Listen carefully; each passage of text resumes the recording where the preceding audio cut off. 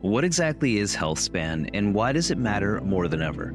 I'm Dr. Mike Wahl, and I recently had the privilege of attending the Global Healthspan Summit in Riyadh, an event hosted by Hevolution, a foundation dedicated to advancing the science of healthy aging and extending the number of years we live well, not just long. Today, I'm joined by Dr. Mehmood, the CEO of Hevolution, whose groundbreaking work is helping shape the future of aging through innovative research and global collaboration. From the science behind longevity to the policies that will impact health for generations to come, we'll dive into why this summit is a game changer for the health of all people. So let's get to our conversation with Dr. Khan. Dr. Khan, welcome to the show. It's great to be with you. It's great to come over here and get a chance to check out the conference that we're going to be attending and also meet you. I think for our listeners, it would be great to get a bit of background. Can you tell me a little about yourself?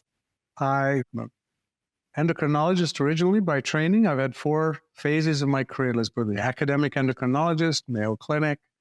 From there, went into industry, Takeda Pharmaceuticals. I was president of the Global R&D Center. And then from there to PepsiCo, something very unusual.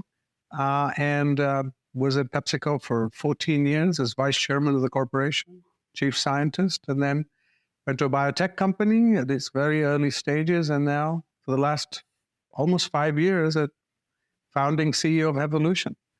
Fantastic. And when you look at that type of career, you've had such a broad view of all the different aspects of how health and endocrinology in the field you study come into play.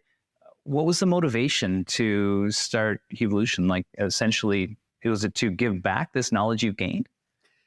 Hevolution was the vision of our chairman, His Royal Highness Prince Mohammed bin Salman, and our board. And the vision was, how do we take on a global challenge that's impacting every person on the planet and democratize our findings in a way that we extend a healthy human lifespan for the benefit of all? And that's our vision statement.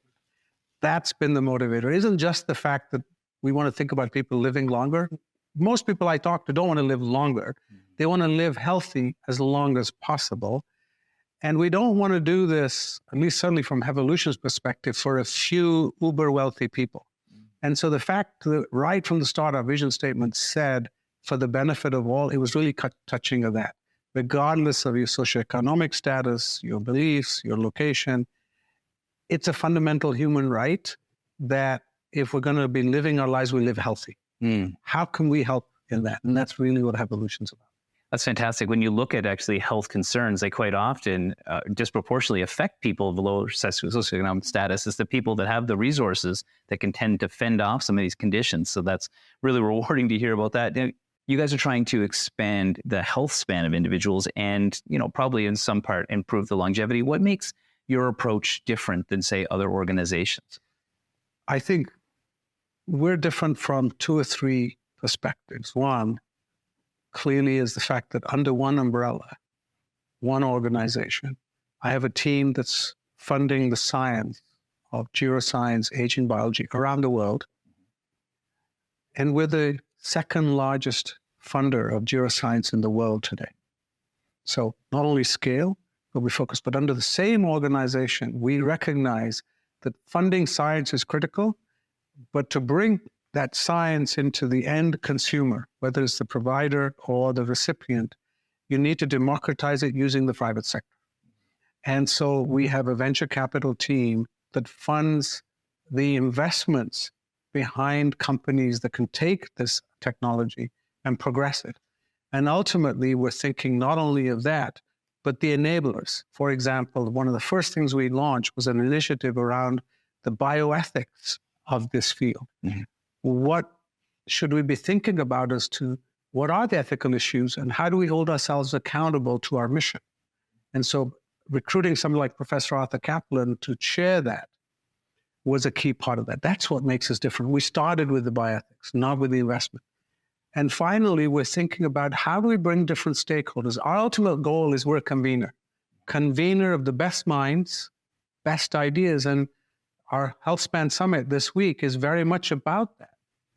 I have to say one thing, though. I was positively surprised at the attraction and the recognition that this is important, because the first year we launched this, The largest meeting in the space anywhere in the world was 300-400 people. Mm-hmm. The first meeting we had, 1,800 people came. We were blown away. This year, we have now over 3,000 people have registered from around the world to come to the meeting. That's not just recognizing what we're doing, but there was demand. Mm-hmm. There was demand out there, and now we're seeing those people come together. So this is very much what makes us different. So all those facets. Well, that's a great segue. Why don't you tell me about the conference, who you have, what types of topics you're talking about, what type of delegates will be attending? So our attendees will be coming from around the world. I like to laugh because we're the Middle East. Mm-hmm. So we have people from Japan, China, Singapore, Australia coming, all the way to the West, Canada, United States, Central America, and everything in between. Mm-hmm. Not forgetting my British and European colleagues and Turkey and all are coming. That's special, bringing different perspectives. The other is we're getting scientists, biologists and clinicians, and as well as basic scientists coming from multiple disciplines. Those that we traditionally associate with the aging field, which is a very small field, as you know, given your strong science background, so it's a small field. But now we're trying to attract scientists from adjacencies. People from vascular biology, oncology, neurology, who sort of say, well, this is interesting. I should bring my skills to that. Third is we're bringing investors to the table. People who can actually fund this science, whether it's government agencies. We have people at the ministerial level coming, several of them, policymakers, financiers, but also large corporations. Mm-hmm. We have the chairman of GlaxoSmithKline coming. Mm-hmm. The other atypical is we have economists coming. Right, and who are at the table.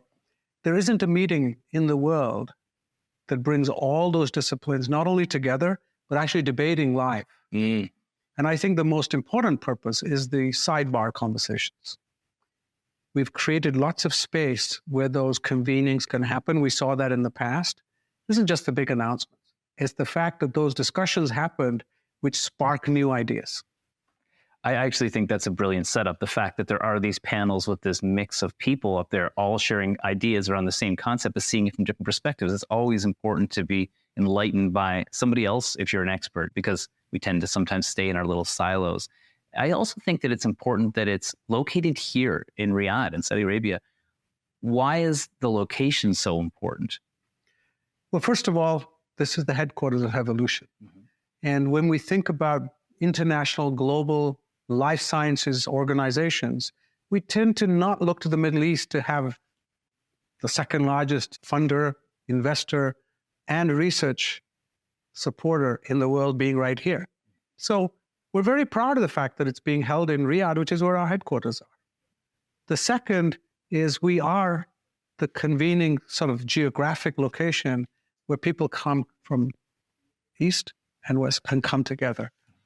The third is aging as a population impact is going to impact the global south even more so than the global north. Mm. Africa is going to be the home for the largest number of people over the age of 60 as we look to the future. China already is. Japan has the highest percentage, and South Korea is the oldest population by demographics. And then look what the future of the Indian subcontinent is. And then you come to the Middle East, North America. It makes sense. This is the part of the world which is going to have the biggest burden of age and age-related diseases unless we change that trajectory. That's right. And when you look at Healthspan, Healthspan's impacting those people that are aging, that are living to the full potential of their life, their true longevity, but it's also impacting the people that are younger as well. Sometimes we think about it as being something that's related to seniors, but it's also relevant to almost everybody in our population. Let me go from the end state and give you an example that is reassuring for me. The Singapore government launched a wellness program to keep their older population healthy, and you had to be 65 or older to be eligible. They just announced that if you're over 40, you're eligible. That's a government program. Governments don't just do this. And when you have a government that's progressive when it comes to demographic issues as Singapore, they've been leading the world in thinking about aging and communities because it's a necessity for them. Mm-hmm. And so That's recognition that you don't wait till you're 65, you start when you're 40. Right. Okay? Now, that's a cutoff. I would believe it maybe even earlier. You need to be thinking about your body as it's going to age into the future before you've aged. Mm-hmm. Now, as much as we say once you've aged, you can't do anything, but your greatest ROI is to stay healthy in the first place, right? And now governments are starting to fund it. They're investing behind it. Mm-hmm. That's recognition of the great work that the field has done to convince policymakers that this is important. The ROI is a critical aspect of anything. The dollar saved is the key in this, especially when it requires investment, and investment in a way that they're not used to investing. Now, what you do is you help amplify the efforts of these organizations that are able to change the health span of our entire population. Where do you see Hevolution's going and seeing how it impacts this overall health span concept throughout the world?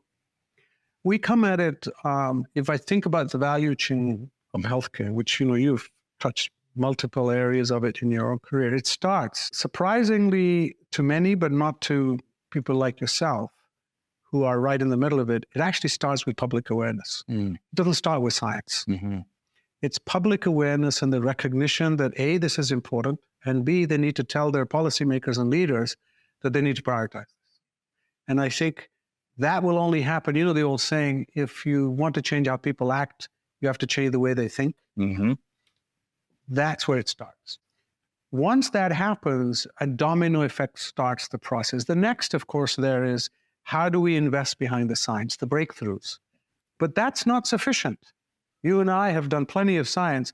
Bringing that science to the marketplace is converting an invention to an innovation. Mm-hmm. How do you do that? You need now private and public capital to actually take the winners and demonstrate which ones are going to make a difference in the marketplace. Mm-hmm. That requires private capital, it requires startups, it requires large pharma, and ultimately a regulatory path. Mm-hmm. Ultimately, then back to policy, right? That entire value chain is critical. We, Hevolution, literally touch and fund or invest and support, directly and indirectly, every stage of that value chain. That's actually what makes Hevolution so unique. Yeah. I think that's incredible. And bringing people together as well offers an opportunity to share these best practices. So hopefully other organizations, other governments, other groups of people will be able to take these and implement them, knowing that there's success behind these. Well, let's look at the last. We were conceived just over 5 years ago. I joined as CEO almost 5 years ago. Uh-huh. And we started operating 3 years ago. Just look at the progress that's been made, either directly because of what we're doing or as we've been observing it. Tough to look at the cause and effect, but let's look at what's happened. If you look at 2024 versus 2023, the private capital being invested in biotechs in just 12 months, the last 12 months has doubled to several $1 billion around the world. If we look at the US government, the fact that they've added aging last year as a vertical in ARPA-H, modeled after DARPA, to fund government funding of moonshots in this space. They have 4 verticals. One of them is now aging. That's very encouraging. I mentioned the Singapore initiatives. If we look at South Korea, they've created a ministry of demographics, separate government department to think about. So these are all proof points that in different ways around the world, the field is now suddenly maturing from a few advocates to now becoming mainstream. And that's a necessary step. And the fact that you and I are having this discussion means it's gone from fringe media to now mainstream media. I've had interviews in the last few months with well-known mainstream media outlets, print and others, that I can tell you 5 years ago, the editor would never have considered writing an article on this. And it's gone from the billionaire's domain and the elixir of youth, very negative articles, almost mocking the field, now to saying, oh, let's talk about the real science. Yes. That's progress. And I think that's part of it. This is also going to be consumed by the general population who really needs to understand about what Healthspan really is. Let me make a comment on that. Sure. We did a survey around the world of clinicians and asked them, how often are you asked by your patients about Healthspan? approximately 70%, we're going to publish this data. Yeah. Approximately 70% are being asked and 50% are being asked on a weekly basis. Mm. That is demand being created by their patients. The public is aware. They just don't have the clarity to know what is real versus what is hocus pocus. Well, I would be remiss if I didn't take the opportunity to ask you, with your expertise, if you were to give one piece of advice to somebody listening about how they can improve their health span, what would you tell them? Well, what works already, we know, right? We know balanced sleep, balanced weight, activity, reduce stress. All of those work. By the way, one of the most powerful drivers and predictors of healthy life is your social network. We don't often think about this. How many loved ones do you stay in touch with? By the way, I'm not talking about 5,000 friends on social media like my grandchildren. I'm talking about your close relationships. Blood or not related, doesn't matter, but close relationships. All of those are key that we know how to do now. You live isolated, sedentary, smoke, don't sleep well, you're not going to have a healthy, long life. I could not agree more. I've traveled around, and it's that connection that people undervalue. I have one last question I've asked every expert I've ever interviewed, and I'm curious to hear your answers. No right or wrong answer, but what does the word health mean to you? Ability to remain independent, functional, and active, so I can actually contribute to the well-being of my loved ones, as opposed to needing them to take care of me. Well, that was Dr. Khan, and that's today's conversation, but we're just getting started. We have many more interviews with leading experts from the Global Healthspan Summit, where the brightest minds in the field are redefining what healthy aging looks like. Be sure to connect with me, follow the show, and stay tuned for upcoming episodes, where we'll dive deeper into the science of healthspan and the innovation shaping the future of healthy living. Thanks for listening. I'm Dr. Mike Wahl, reminding you it's not just about living longer, but living better.